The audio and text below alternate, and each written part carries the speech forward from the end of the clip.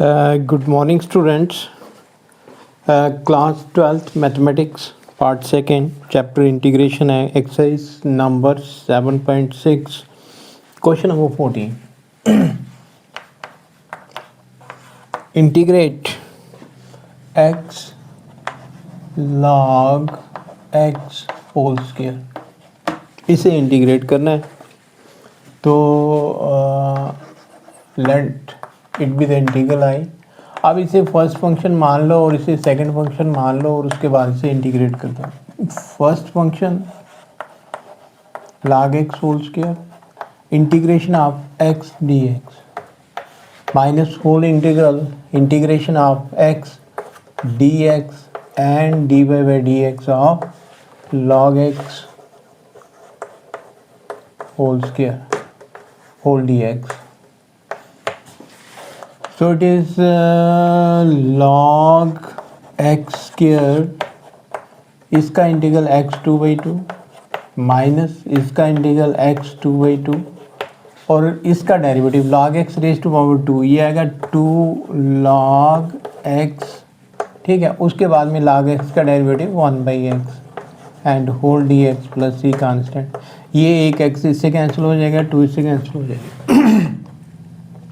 ये हमारे पास बनेगा log x whole square x2/2 minus integral it is x log x dx plus c का. ये फिर से फर्स्ट फंक्शन और सेकंड फंक्शन फिर से इंटीग्रेट करना है इसको. log x whole square x2/2 minus bracket first function integration of first function mean log x integration of second function x माना है हमने यहाँ पे.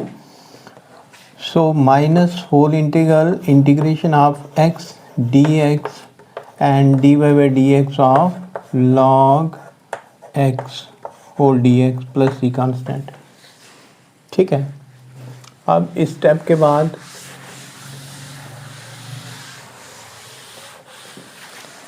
ये आएगा log x होल स्क्वायर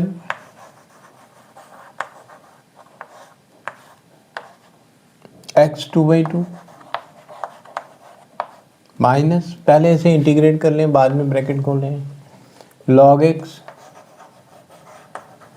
ठीक है, और x का इंटीग्रेशन ऑफ x dx, इसका integral x2/2 minus whole integral इसका इंटीग्रल x2/2 और log x का derivative 1/x dx bracket close plus c constant. ये इससे कैंसिल. ठीक है, तो ये बनेगा log x whole square x2/2 minus log x x2/2. ठीक है, और ये माइनस इससे मल्टीप्लाई होगा, ये प्लस. ठीक है, इसका 1/2 बाहर integral x dx plus c constant. Then it is log x whole square x2/2 minus log x. ठीक है, x2/2. ठीक, प्लस 1/2 इसका integral x2/2 plus c constant. अब इसे थोड़ा सिंप्लीफाई करना है हमने. log x whole square x2/2 minus log x. अच्छा, इसका इंटीग्रल x2 ये तो कर दिया हमने, और इन दोनों को मल्टीप्लाई करना है 1/4x² प्लस c कांस्टेंट. ये इसका रिजल्ट हो गया. ठीक है, तो ये था क्वेश्चन. इसके बाद में हमने ये क्वेश्चन नंबर 14 है. Question number 15 from the textbook is 15 integral x square plus 1 log of x dx.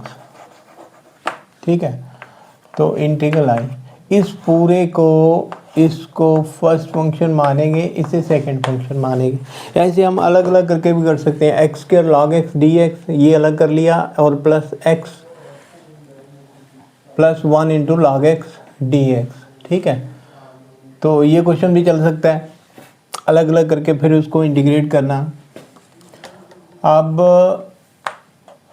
हाँ, फर्स्ट फंक्शन log x, इसका integration of x square plus 1 d x minus whole integration of x square plus 1 d x, इसे solve करना है अलग से, और d y d x of log x, इसे अलग सॉल्व करना है, और होल डी एक्स जो रिज़ल्ट आएगा उसको फिर से इंटीग्रेट करना है सी कांस्टेंट, ठीक है।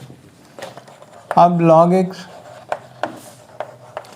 इसका integral x square D x और 1 डी एक्स इनको अलग अलग करिए, और इसका इंटीग्रल x 3/3 और 1 डी एक्स का integral x minus whole integral इसका इंटीग्रल x 3/3 1 डी एक्स का इंटीग्रल x, ठीक है। और log x का डेरिवेटिव 1/x dx, ठीक।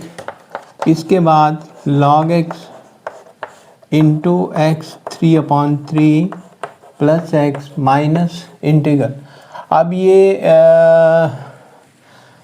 x³/3 plus x upon x है, तो सिंप्लीफाई करेंगे तो ये हमारे पास बन जाएगा 1/3 x² ये, और ये बन जाएगा खाली 1 dx plus c constant, so it is equal to log x and it is x 3/3 plus x minus bracket, ठीक है, 1/3 इसका इंटीग्रल x 3/3 और 1 dx का integral x plus c constant, ठीक है।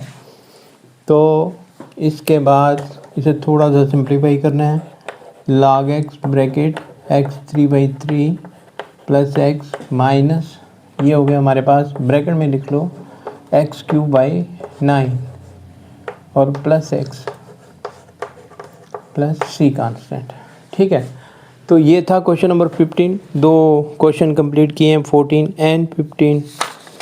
इसके बाद जो क्वेश्चन नंबर 16 है, ये आगे थोड़े क्वेश्चन आसान है इससे, तो यहीं तक था जो क्वेश्चन थे मैक्सिमम यहाँ इनके टफ पार्ट।